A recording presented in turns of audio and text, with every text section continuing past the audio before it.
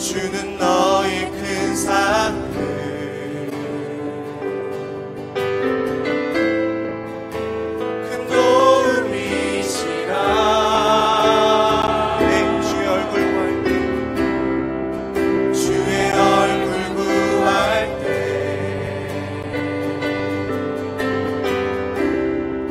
주의 영을 부사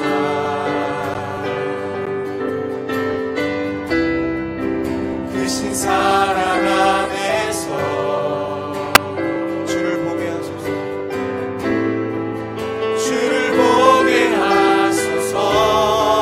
내 영혼이 확정되고 내 영혼이 확정되고 확정되어 싸우니 믿음에 눈들어 주를 바라봅니다.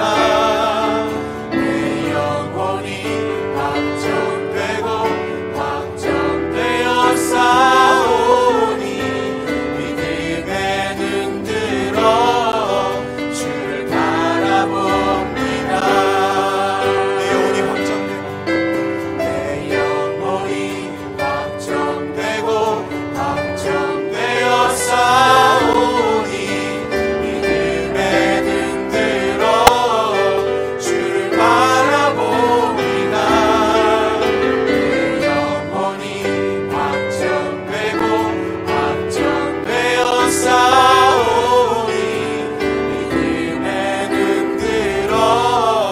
주를 바라봅니다. 내 영혼이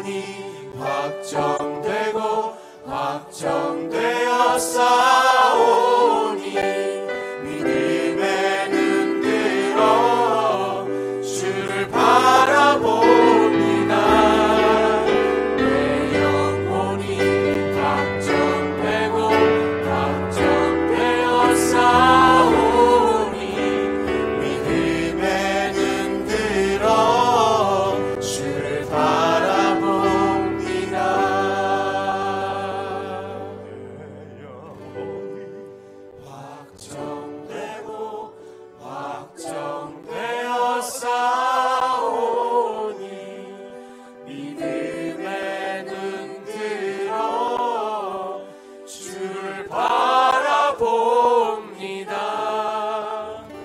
내 영혼이 확정되고 확정되어 싸우니 믿음에 눈들어 주를 바라봅니다.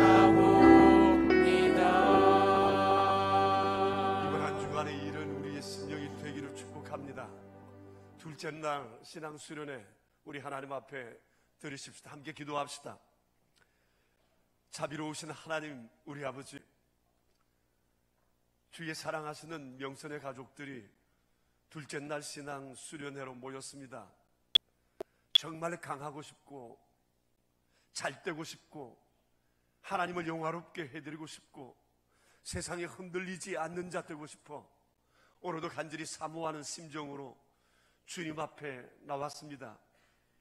명선 그 이름대로 밝고 선한 사람으로 명선교회를 이루는 아름다운 인생으로 살아가기 원하는 자들이 이 아침에 주의 전에 모였습니다. 아름다운 신앙이 로마 교회처럼 수백 년을 흘러 하나님의 영광을 드러내었던 그러한 교회처럼 우리 교회도 그러한 교회가 되기 위해 사모하며 이 자리에 모였습니다. 자비로우신 우리 주님, 이곳에 임재하셔서 저희들의 예배를 받으시고 저희를 새롭게 하시고 주를 향한 우리의 영혼이 확정되고 확정되는 아름다운 시간이 되게 하옵소서. 주님 예수 그리스도 이름으로 기도합니다. 아멘. 우리 함께 찬송 570장을 함께 드리십시다.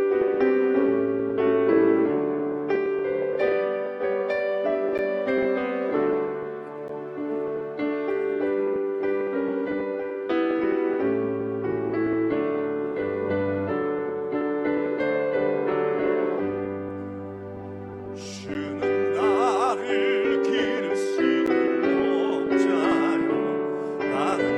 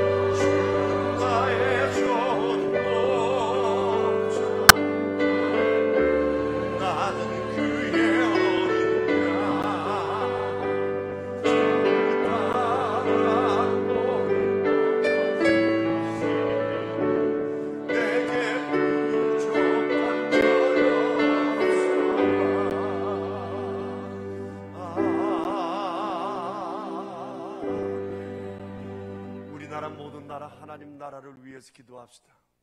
이 일을 위해서 우리 교회를 기도 발전소로 사용해 주시기를 주님 앞에 기도합시다. 하나님의 거룩한 영광이 이 땅과 이 나라 이 백성 가운데 함께하기를 우리 함께 주님 앞에 통성으로 기도드리겠습니다. 저리 오신 우리 하나님, 우리 아버지 감사합니다. 우리나라 이 백성을 복되게 하시고 백성 중간전에 우리 땅을 심어서 자비를 주셔서 30년 전에 이 땅에 교회를 심으셔서 우리 영성교회를 심어주시고 이제는 우리 교회와 나라를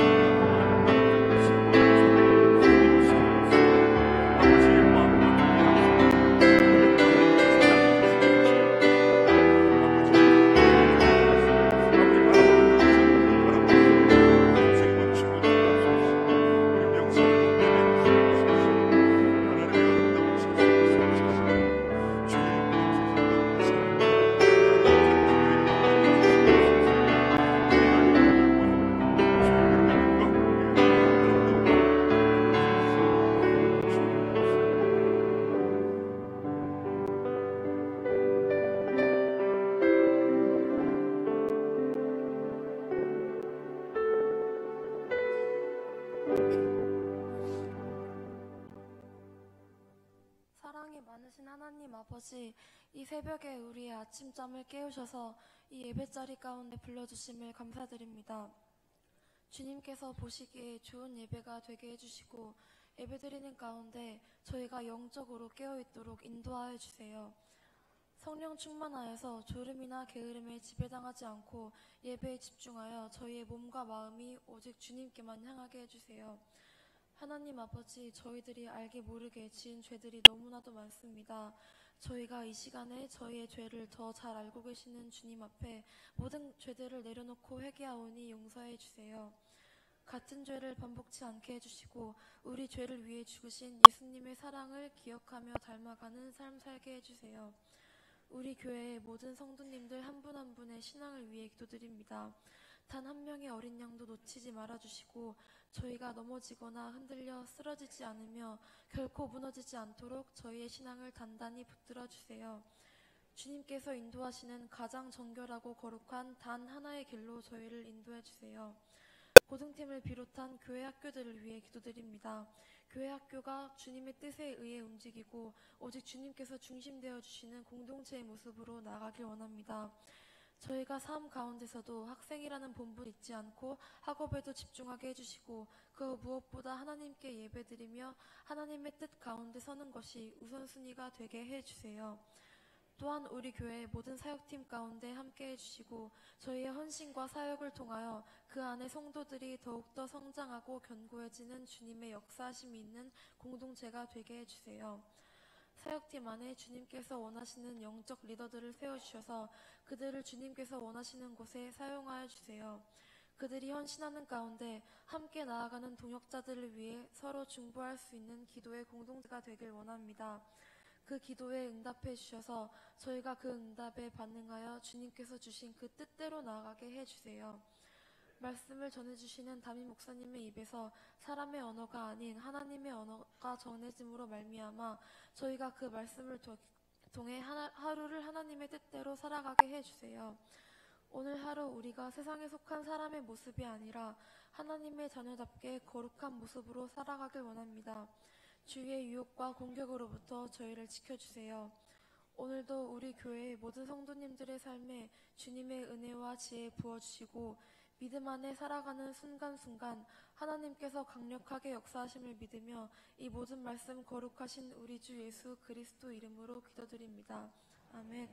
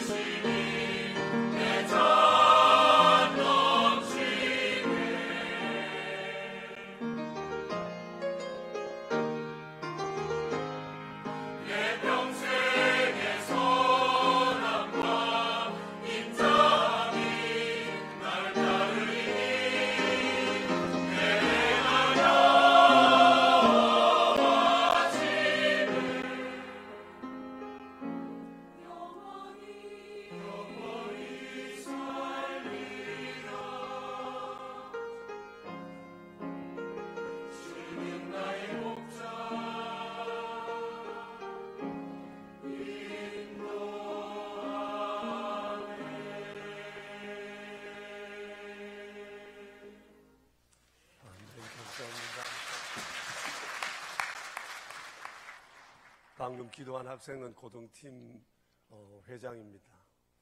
이런 딸을 둔 엄마 아빠는 참 행복하겠다 생각을 해봅니다. 오늘 이 자리에도 어린아이들 또 왔네요. 오늘 처음 온 우리 어린 친구들 한번 손들어 주시겠어요? 오늘 아침에 처음 온 친구들, 예, 감사해요. 이제 우리 하나님의 말씀을 함께 보겠습니다. 1절 말씀을 보겠습니다.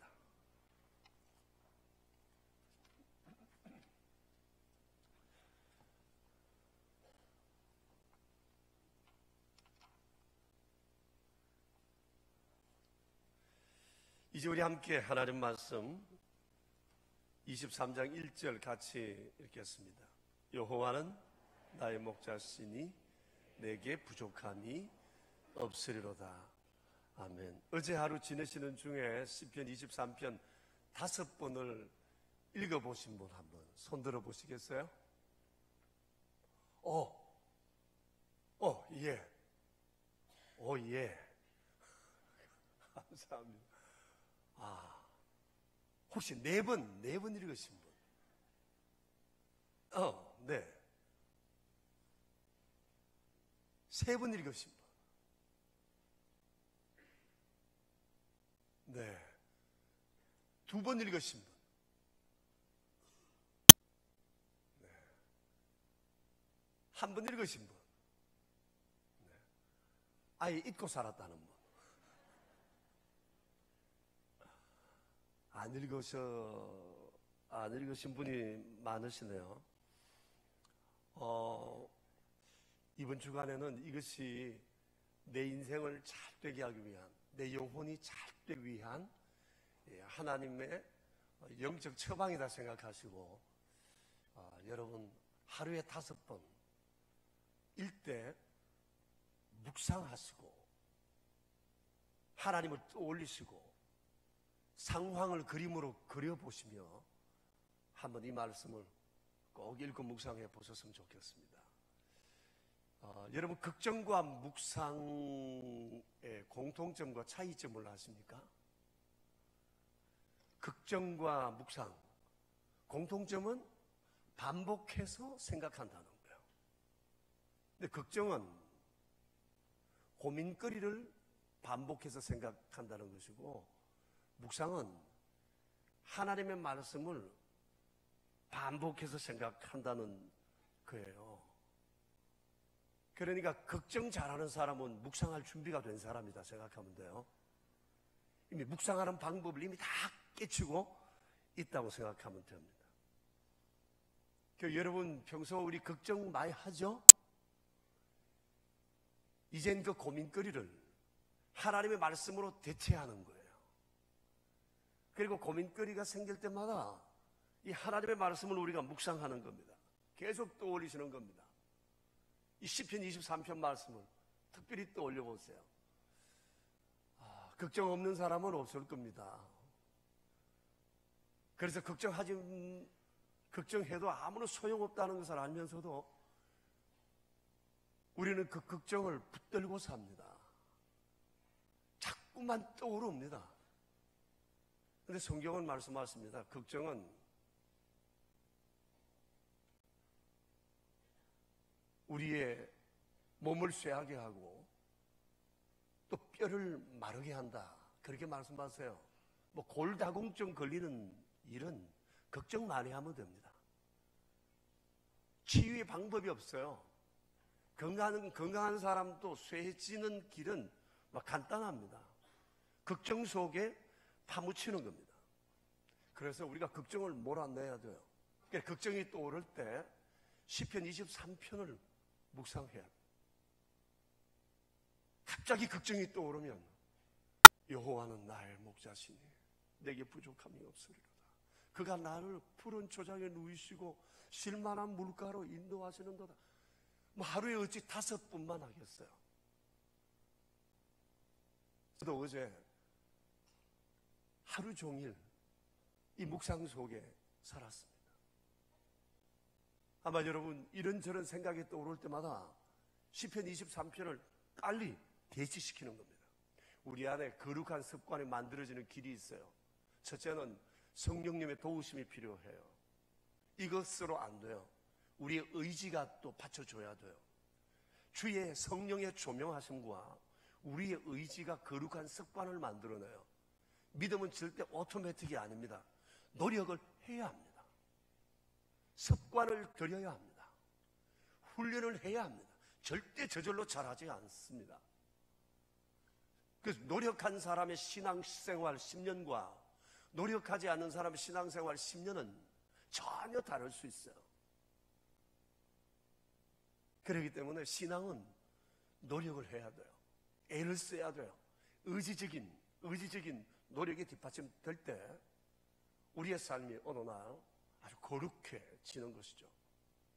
그래서 여러분, 걱정은 이제 내려놓고 걱정이 또 오를 때는 어떻게 한다고요? 말씀을 기억하는 겁니다. 말씀을 떠올리는 겁니다. 그래서 묵상하기 위해서는 말씀을 암송해야 돼요. 시편 23편은 암송하기도 매우 쉬워요. 오늘 벌써 여호와는 나의 목자 3번 찬송을 했잖아요. 우리 중창팀에서 한번 하고 좀 전에 570장 하고 여호와의 나의 목자 찬양팀이 또 했어요. 날마다 떠올리는 거죠. 이것이 우리에게 매우 중요하다고 생각합니다. 여호와는 나의 목자시니 내게 부족함이 없으리로다. 여러분, 이 얼마나 아름답고 확신에 찬 고백인지 모릅니다. 이것이 바로 다윗의 인생 노하우였습니다. 그래서 오늘 아침은 다윗의 인생 노하우에 대해서 우리가 함께 생각해 봤으면 좋겠습니다. 내게 부족함이 없으리로다. 여러분, 어떻게 이런 고백을 할 수 있을까? 내게 부족함이 없으리로다. 정말 그랬을 것 같습니까? 여러분, 다윗이 정말 부족함이 없었을까요? 그런데 이 부족함이 없다고 고백하는 것이 시제로 봐서 현재형으로 쓰였어요. 지금까지도 부족함이 없었고 지금도 앞으로도 부족함이 없다라고 하는 그런 내용이에요. 어떻게? 여호와가 나의 목자시라는 사실을 생각하니까 이 모든 것이 합력하여 선을 이루시더라. 그래서 두고 보니 지난날의 그 어려움도 부족한 게 아니었고 지금도 내게 어려움은 있으나 이것이 결코 부족한 일이 되지는 않는다라고 하는 것이 다윗의 고백이었습니다. 여러분, 여기 부족함이 없다는 것은 인생에 어려움이 없다는 것은 아니에요. 고민거리가 없다는 얘기도 아닙니다. 여러분, 한번 생각해 보십시오. 다윗의 인생을 우리가 다 알 수는 없어도 성경에서 우리가 쭉 보지 않습니까? 다윗의 처음 시작이 어땠죠? 그는 손에 가진 것이 없어요. 집안이 받쳐준 것도 아니었어요. 사회적 백그라운드도 없어요. 굳이 말한다면 그의 손에는 목자의 지팡이 하나밖에 들려져 있지 않았어요. 그때가 다윗의 10대 후반이었습니다. 이런 다윗이 이스라엘의 별이 되고 대대로 존경받을 수 있었던 그 이유가 뭘까? 그것은 인생의 노하우가 남달라기 때문에 그렇습니다. 다윗의 인생의 노하우, 그건 뭐죠? 여호와가 나의 목자시다. 그래서 나는 부족함이 없다. 지금까지도 현재도 미래도 그렇다라고 하는 것을 그런 담대히 확신에 차서 고백하고 있는 겁니다. 결국 이 노하우를 가지고 상황을 보니까 이 모든 상황이 달리 보였다는 겁니다. 하나님을 생각하고 상황을 보니 관점이 달라진 거예요. 언젠가 제가 말씀드렸죠. 삶은 해석이라고요. 어떻게 해석하느냐에 따라서 전혀 다를 수 있어요. 어떤 사람은 해석을 하는데 망할 해석을 하는 사람도 있어요. 아주 부정적으로 나쁘게 해석하는 사람이 있어요. 근데 어떤 사람은 나쁜 것도 괴로운 것도 하나님 생각하고 믿음으로 해석해내는 사람이 있어요. 그리고 그 결과는 전혀 달라요. 인생의 열매는 삶의 해석의 결과다. 그렇게 생각하면 될 것입니다. 다윗에겐 어려움이 있었어요. 고민이 있었어요. 근데 하나님 생각하니까 그게 기도 제목이 되고 노래 제목이 되고 노래가 된 겁니다. 그래서 시편에는 다윗의 노래가 이렇게도 많아요. 그것은 다윗의 인생에 어려움들이 무지하게 많았지만 그는 그 모든 것을 여호와가 나의 목자 되신다는 이 생각을 가지고 그 모든 상황들을 해석해낸 겁니다. 실패, 배신, 아픔, 배고픔, 전쟁, 수많은 상황을 오직 여호와가 나의 목자 되신다는 사실을 알고 이것으로 해석해내었을 때 자기가 그것을 대할 용기가 생기고 그것이 자신에게 새로운 감동으로 다가오고 삶의 열매가 되었다고 하는 겁니다. 다윗은 하나님께 몰입되어 있었던 사람이다. 여러분, 우리가 하나님 몰입되어 있으면 하나님은 우리 안에서 정말 가치 있는 일을 행하세요. 우리가 하나님께 몰입하는 게 중요해요. 근데 여호와가 나의 목자시라는 사실을 알고 몰입할 때 놀라운 일을 하나님은 우리 안에서 행하신다고 하는 것입니다. 그래서 우리가 오늘 아침에도 이번 한 주간에도 다윗의 인생 노하우를 배우고 우리의 근심거리를, 걱정거리를 새로운 것으로 바꾸는 놀라운 역사가 있게 되기를 축복합니다. 그런데 하나님께서 우리의 목자가 되시고 우리가 하나님의 양이 된다고 하는 것은 매우 적절한 표현이라고 생각합니다. 하나님께서 우리를 양이요 자신이 목자라고 말씀하신 데는 특별한 이유가 있는 겁니다. 왜냐하면 양이 가진 특성이 우리 안에 아주 고스란히 있기 때문에 그렇습니다. 여러분, 양은 절대 홀로 존재하기가, 살아가기가 어려운 짐승입니다. 양은 가축입니다. 가축 중에서도 아주 어리석고 약한 그런 가축이에요. 덩치는 큰데 이게 홀로 내버려두면 도저히 생존이 어려운 연약한 동물입니다. 먼저 보세요. 양은 눈이 어두워요. 10m 앞에 있는 것을 분간을 못해요. 그래서 양은 목자를 바짝 따라가야 살 수 있어서 언제나 목자를 바짝 따라가요. 성지에 가보신 분들은 아시겠지만 성지에 여러 산들이 또 들판이, 야산이 아주 술을 놓은 듯한 아주 이쁜 그림들이 막 무늬가 있는 것을 보게 됩니다. 물결치는 듯한 무늬. 그게 뭔고 하니 양이 지나간 길의 흔적이에요. 그 양은 어떻게 가는 거 하니 한 마리 덤성덤성 가는 것이 아니라 양이 꼬리에 꼬리를 물고 쫙 따라가요. 왜냐하면 바짝 눈이 어두우니까 바짝 앞에 있는 놈 따라가지 않으면 목자를 놓쳐요. 그러니까 양들이 따라가는 놈 다 이어서 따라갑니다.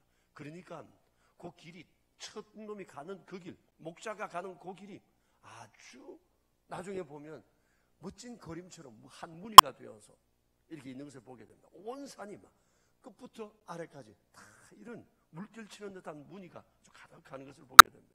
혹시 성지순례 가시면 그것을 한번 여러분 눈여겨 보십시오. 그게 목자와 양이 목자의 인도를 받아 걸어간 길이라고 하는 거예요. 이게 눈이 어두워요. 그리고 기억력이 형편없어요. 방금 갔던 길을 찾을 수 없고요. 어제 갔던 길을 찾아갈 수가 없을 만큼 기억이 없어요. 치매가 일찍 온 것 같기도 해요. 그리고 스스로 사온 무기가 없어요. 한다는 게 머리로 밀어내는 거, 이거밖에 못해요. 뿔도 없어요. 뿔도 이렇게 말린 뿔이지 치받기 위한 뿔이 아닌 거죠. 그리고 상황 파악을 하는데도 상당히 더뎌요. 다른 짐승들이 자기를 잡아 먹으러 왔는데도 한참 뒤에야 목털미 물리고 난 다음에야 내가 잡혀 죽는구나 그런 생각을 할 만큼 이 눈치가 아주 없어요. 눈도 어둡죠, 눈치도 더디죠, 어리석죠, 싸울 무기도 없죠. 그래서 목자가 대신 싸워주는 겁니다. 약하니까. 그러니까 목자 옆에 바짝 붙어 있어야 돼요. 그러니까 목자는 이 어리석은 양을 지키기 위해서 얼마나 동분서주하고 또 양의 주변을 살피는지 모릅니다. 그런데 양이 눈이 어두운 대신에 귀가 밝아요. 그래서 목자의 음성을 잘 들어요. 자기 목자의 음성을 구별해요. 그리고 또 잘하는 것은 목자가 주는 것이라면 뭐든지 먹는다는데요. 양이 결점이 많은 동물이지만 좋은 점은, 잘하는 점은 귀가 밝아 목자의 음성을 잘 듣는다. 목자가 주는 것은 뭐든지 먹는다. 그러니 양은 목자를 의존해서 살아갈 수밖에 없는 존재입니다. 우리하고 비슷한 점이 있다고 생각해요. 우리도 똑똑한 척하고 대단해 보이지만 실제로는 어리석기 그지없어요. 참 연약하기 그지없어요. 우리가 연약하기 때문에 하나님께서 결코 우리를 홀로 버려두지 아니하셨어요. 함께 하셔서 우리를 지켜주셔야만 살기 때문에 하나님은 언제나 우리 곁에 임마누엘로 함께 하시고 잠시도 우리를 떠나지 않으신다는 겁니다. 밤에도 낮에도 언제나 주님은 우리와 함께 하세요. 그래서 16세기 청교도들은 늘 그런 얘기를 했다고 그러잖아요. 하나님의 백성은 자신이 아니라 하나님을 의지하여 살아갈 때 살아갈 힘을 얻는다. 그래서 여러분, 내 자신이 무력하다고 생각하는 사람이라야 하나님을 의지할 수 있는 겁니다. 신앙생활은 뭐냐? 자신의 무력함을 알고 하나님의 도우심이 없이는 살아갈 수 없다는 것을 믿는 것, 그래서 주를 의지하는 것, 이게 신앙생활입니다. 많이 아는 자가 신앙생활 잘하는 것 절대 아닙니다. 오래 신앙생활 한 사람이 잘하는 것 아니에요. 무력함을 깊이 느낄수록 신앙생활 잘해요. 나는 아무것도 스스로는 할 수 없다고 믿는 자가 신앙생활 잘해요. 자기가 뭔가 믿는 구석이 있는 사람은 절대 일을 이루어낼 수가 없어요. 이게 영적 원리예요. 영적 원리의 가장 중요한 것은 무력함을 알 때예요. 누가 기도를 하죠? 무력함을 아는 사람이 기도를 해요. 무력함을 알 때 기도가 절박해져요. 철저한 무력함을 알 때 그는 하나님을 붙들지 않을 수가 없는 거예요. 양이 바짝 그래서 자신의 무력함을 아니까 바짝 목자를 따라가는 것처럼 자신이 무력하다고 아는 사람은 하나님에게서 눈을 뗄 수가 없어요. 하나님의 음성에 귀를 기울이지 않을 수가 없어요. 하나님께 간구하지 않을 수가 없는 거죠. 하나님께서 이스라엘 백성들을 애굽에서 불러내어 광야에 두셨는데 40년을 두셨잖아요. 그 기간 동안 하나님께서 그들에게 원하신 것이 뭐냐? 딱 하나라고 생각하면 돼요. 스스로 무력함을 아는 존재가 되기를 원하신 거죠. 무력함을 알고 저 하나님을 절대적으로 의존하는 사람 되기를 하나님 원하신 거예요. 그런데 이게 잘 안 됐어요. 이들은 스스로 무력하다고 생각할 때 어떻게 했죠? 불평했어요. 불만하고 원망했어요. 자꾸 하나님을 의심했어요. 옛날을 생각했어요. 이게 40년 동안 계속 되어져 온 겁니다. 하나님 서운하다. 우리를 불러내고 믿게 하시고 난 다음에 대우가 어떻다. 먹는 것이 시원찮다. 환경이 어떻다. 입만 열면 불평, 불만, 원망이 쏟아졌습니다. 40년 동안 그들이 배워야 할 것은 우리는 무력한데 무력하나 전능하신 하나님이 곁에 계시니까 아무 두려움 없다. 이걸 가르치려고 했는데 이게 되지를 않았어요. 그래서 광야 1세대는 다 하나님께서 광야에서 인생을 끝내게 한 겁니다. 다윗도 살아가면서 무력함을 느꼈는데 다윗은 무력함을 통해서 하나님과 관계가 깊어지고 견고해졌습니다. 시편 18편 1절에 보면 나의 힘이 되신 여호와여 내가 주를 사랑하나이다. 나의 힘이 되신 여호와여, 내가 주를 사랑하나이다 하고 그 뒤에 보면 주는 나의 반석이요 나의 견고한 산성이 하고 쭉 얘기를 하시고, 또 그 뒤에 보면 상황의 어려움들을 쫙 고백하는 것을 보게 됩니다. 그런데 다윗은 여호와를 힘삼고 살았습니다. 내 스스로 모든 것을 할 수 있다고 생각한 사람이 아니에요. 바울도 한때는 나는 뭐든지 할 수 있는 사람이라고 생각했는데, 왜? 내 주변에는 아는 지인도 너무 많으니까, 나를 사랑해 주는 사람도 너무 많으니까, 내가 저들을 의지하면, 저들과 함께라면 뭐든지 할 수 있겠다고 생각했는데, 주를 알고 난 다음에 내게 능력 주시는 오직 한 분, 그분 안에서 나는 모든 것을 할 수 있다는 고백으로 바뀌었습니다. 내 지식, 내 경험, 내 지인들, 내 환경이 만들어내는 것이 아니라 하나님이 함께 하심으로 그 주님이 나를 통해, 나는 주를 통해 그 일을 이룬다고 생각을 했던 거예요. 그러니까 여러분, 여호와가 나의 목자시니 내게 부족함이 없도다 라고 하는 것은 굉장한 고백이고, 이것이 다윗의 인생 노하우였어요. 지금까지도 그랬고 앞으로도 그렇다. 지난날 돌아보니 어렵다 생각했던 그것이 여호와 붙잡고 살았더니 합력하여 선이 되었다. 그래서 여러분, 삶은 해석입니다. 상황은 항상 다를 수 있어요. 인생이 정말 교과서처럼만 된다면야, 그리고 모든 것을 알고 간다면야 쉽겠죠. 근데 하나님은 인생을 그렇게 만들어 놓지 않으셨어요. 매일 매 순간 다르고, 사람도 이랬다 저랬다 하는데 환경도 늘 동일하게 우리에게 펼쳐져 있지는 않아요. 중요한 것은 해석이다. 해석에 대입하는 유일한 공식은 여호와가 나의 목자시다. 할렐루야. 여호와가 나의 목자시다. 이 생각만 가지고 모든 상황에 다 대입시켜야 하는 거죠. 이렇게 하면 반드시 좋은 해석이 나온다. 다윗의 해석은 뭐죠? 여호와가 나의 목자시니 내게 부족함이 없다. 이것이 해석의 결과였어요. 결국 다윗은 그것을 통해서 이겨내게 된 것입니다. 그런데 이 부족함이 없다라고 하는 것은 샬롬이라는 말 아시죠, 여러분? 샬롬과 같은 의미예요. 옛 하나님의 백성들은 전쟁터에 가면서도 샬롬이라고 그랬잖아요. 샬롬이라는 말은 무사히 살아오라, 그런 의미가 아니었어요. 옛 유대인들은 깨서실에서 발가벗겨서 끌려갈 때도 서로 부둥켜 안고 한마디 인사말을 나누었다고 그러잖아요. 샬롬, 하나님께서 기적으로 당신을 돌봐주실 거야, 그런 의미가 아니에요. 샬롬이라고 하는 이 말은 환경에서 오는 어떤 만족감, 해결, 이것이 아니라 관계에서 오는 만족감이에요.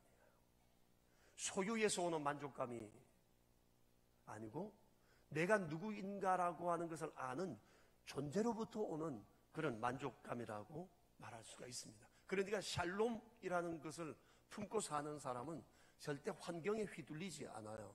사람에 휘둘리지 않아요. 사실을 따라 움직이는 거예요. 이게 중요해요. 여러분 보세요. 우리가 가질 사실이 뭐죠? 여호와가 나의 목자라는 겁니다. 가스실에 들어가면서도 엄마가 자식에게, 남편이 아내에게 해줄 말 샬롬, 이것은 여호와는 우리의 목자십니다 라고 이 사실을 지금 설명한 거예요. 기적이 있을 것입니다, 그 얘기가 아니에요. 여호와가 나의 목자시라 그곳에 함께 계십니다. 환경이 뒤집어질 거라고 하는 것에 대한 축원이 아니라는 거죠. 그러니까 내게 부족함이 없다고 하는 것은 샬롬을 경험한 사람의 고백이다, 그렇게 말할 수가 있는 겁니다.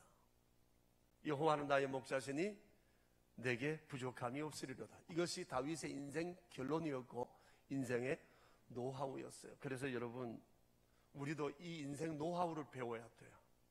이 인생 노하우를 배워야 합니다. 근데 우리는 어떻죠? 우리 매일 어떻게 살아가죠? 여러분, 어차피 인생은 부족함이 많아요. 걱정과 근심거리는 우리에게서 절대 떠나지 않아요. 항상 눈만 뜨면 이런 걱정, 근심이 우리에게 가득 차 있어요. 그러면 어떻게 이런 상황 속에서 인생 노하우를 익혀야 되느냐? 그것은 하나입니다. 하나님이 누구신가에 대한 하나님 말씀을 묵상하는 거예요. 좀 전에 말씀드렸죠. 묵상과 걱정의 차이가 뭐라고요? 걱정은 어떤 거죠? 걱정이 뭐죠?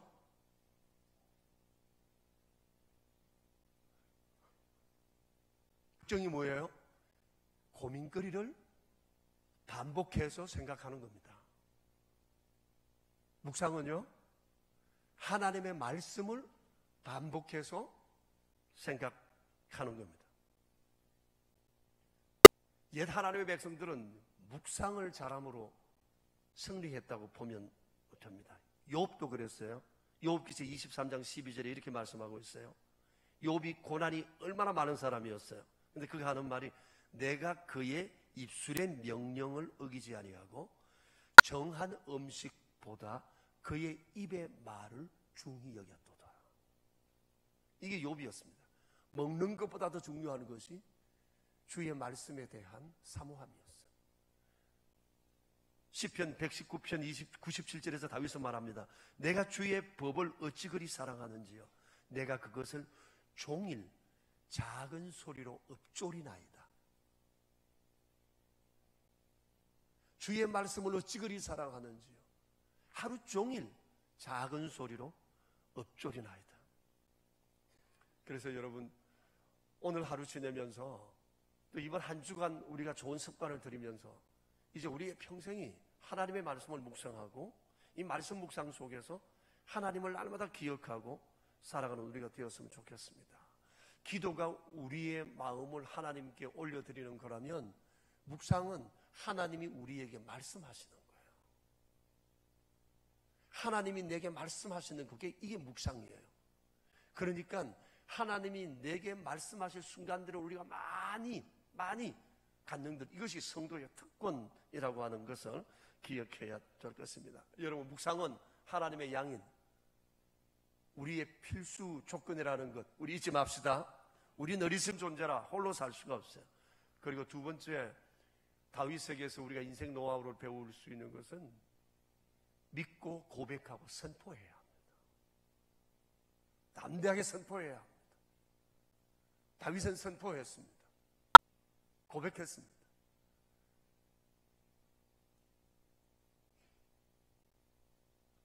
하나님의 영적 원리는 동일합니다. 다윗이 빈손든 가운데에서 성공했다면 우리도 일어설 수 있고 성공할 수 있습니다. 다윗도 연약한 자였어요. 우리도 연약합니다. 다윗에게도 걱정거리가 굉장히 많았지만 그는 하나님의 말씀을 묵상하고 하나님을 떠올림으로 상황을 믿음으로 해석했어요. 바른 해석을 했어요.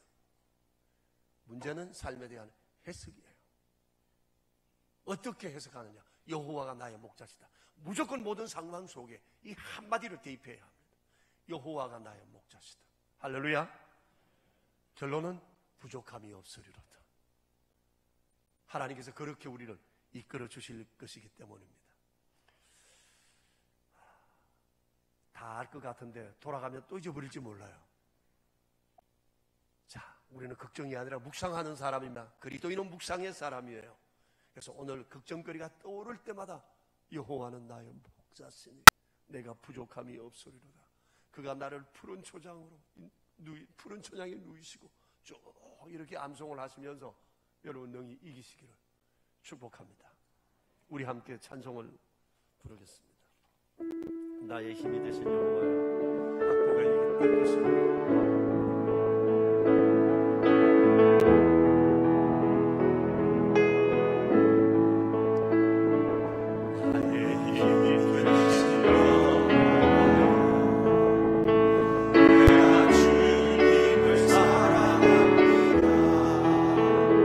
주는 나의 반석이시여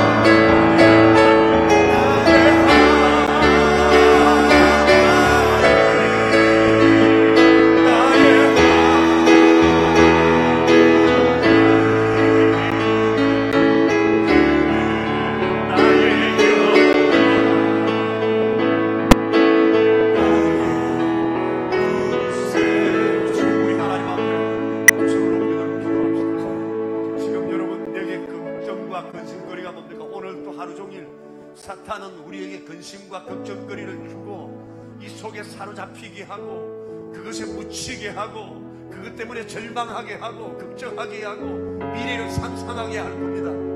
여러분, 이겨야 합니다. 이것은 사단의 농간입니다. 걱정거리에 파묻히면 안 됩니다.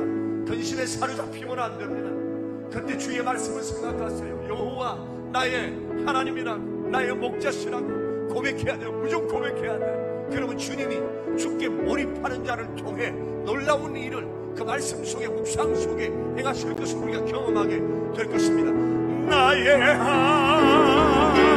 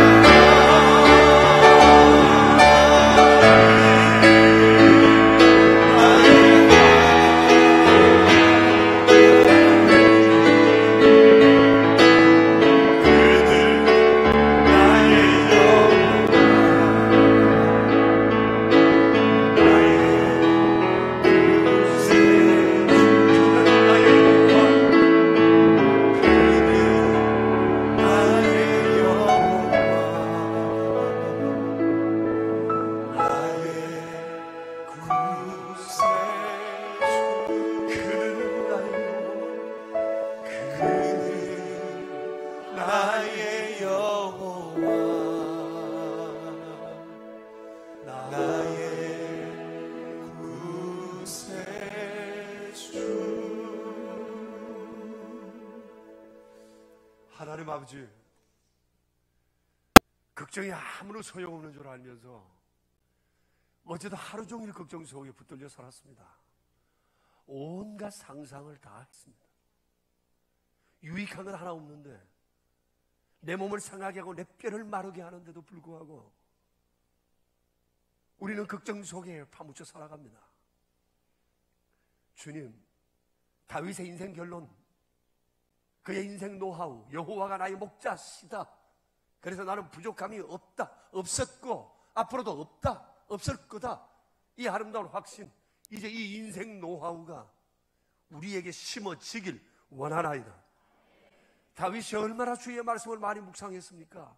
정한 음식보다도 주의 말씀을 더 묵상했고 하루 종일 주의 말씀을 엎조리며 살았다고 했습니다. 이 거룩한 하나님의 사람도 종일 주의 말씀을 묵상해서 살았는데 우리가 어찌 주일날 한 번만으로, 이 신앙수련회 한 번만으로, 말씀되는 그 순간만으로 그쳐야 되겠습니까? 주여, 우리가 종일 묵상 속에 살도록 우리의 의지를 새롭게 해 주시옵소서. 주여, 우리도 주의 말씀으로 주님으로 인해 승리하는 자 되게 해 주십시오. 걱정을 뚫고 저 구름을 뚫고 나아가 의의 태양이신 주를 보는 저희가 되게 하여 주시옵소서. 주여, 온갖 근심 걱정 이제 주의 거룩하신 이름 가운데 주의 이름을 선포할 때, 묵상할 때 다 물러가게 될 줄 믿습니다. 끊임없는 일들이 우리가 다가온다 할지라도 그런 중에서도 주만을 묵상하는 저희가 되게 하옵소서. 오늘 이 하루가 승리를 선포하고 승리하는 그런 날이 될 것을 믿나이다. 예수님의 이름으로 기도합니다.